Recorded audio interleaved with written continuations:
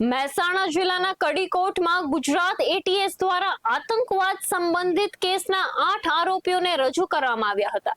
સુનવાણી બાદ કોર્ટે 8માંથી 5 આરોપીઓને વધુ 7 દિવસના પોલીસ રિમાન્ડ મંજૂર કર્યા છે, જ્યારે અન્ય 3 આરોપીઓને જ્યુડિશિયલ કસ્ટડી હેઠળ મહેસાણા જેલમાં મોકલવાનો આદેશ કરવામાં આવ્યો છે।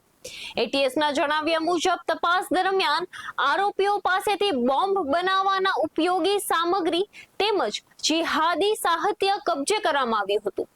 જપ્ત કરાયેલા મુદ્દામાલમાં સલ્ફર, ચારકોલ, પોટેશિયમ અને ટાઈમર સહિતની વસ્તુઓનો સમાવેશ થાય છે।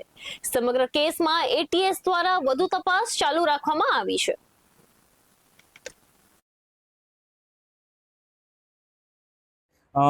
કુલ 8 આરોપીઓને અટક કરેલા એટીએસ દ્વારા અને એની રિમાન્ડ માટેની માંગણી કરેલી, જે નામદાર કોર્ટ કડીકોટ ભાટિયા સાહેબની કોર્ટે 14 દિવસના જે રિમાન્ડ આપેલા, એ રિમાન્ડ દરમિયાન એટીએસ દ્વારા ઘણી બધી સાહિત્ય અને મટીરિયલ્સ કબજે કરેલું છે અને એ મટીરિયલ્સ અને એના આધારે 5 આરોપીઓ બીજા જે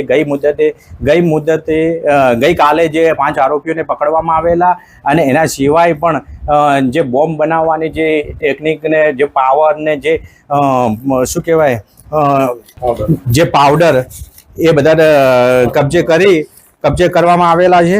બીજું, જે સલ્ફર, ચારકોલ, પોટેશિયમ, જે ટાઈમર બોમ્બ બનાવવા માટેનું આવે છે, એ આરોપીના ઘરેથી કબજે કરવામાં આવેલું છે અને બેટરી, ટાઈમર અને જિહાદી સાહિત્ય તમામ એ 14 દિવસના રિમાન્ડ દરમિયાન મેળવેલ છે। અને ત્યારબાદ નામદાર કોર્ટમાં વધુ 10 દિવસના રિમાન્ડ આ 8 આરોપીઓ પૈકી 5ના માંગેલા છે।